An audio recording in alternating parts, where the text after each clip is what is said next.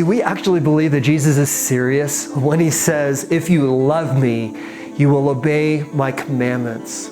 You know, when he talks about that, he also, a little bit later on, talks about how he actually is going to give us a helper. He's going to give us a counselor. You know, and so when he says, if you love me, you obey my commandments, actually what he's also saying is you will also be working in cooperation with the very presence of the Father through the Holy Spirit in your life.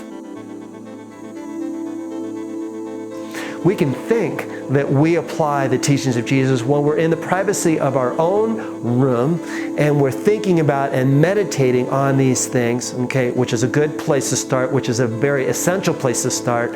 But how we really know if these things matter is what happens when there's someone that offends us on the road, or someone who is across the hall and is doing something that is making us angry, and how we deal with that. Do we lean into the teachings of Jesus, or do we lean into the wisdom of the world? You know, how are we communicating our mind? How are we communicating our thoughts in this world? And what is it that's actually being said? Does it line up with the teachings of Jesus, which actually is going to transform this world? Or does it line more up with just the way the world does things? Is it the way the corporate world does things? Is it the way the media does things?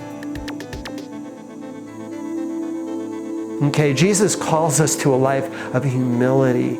Jesus calls us to a life of servanthood. Jesus calls us to a life that gives life to us and to others in restoration with God and with others.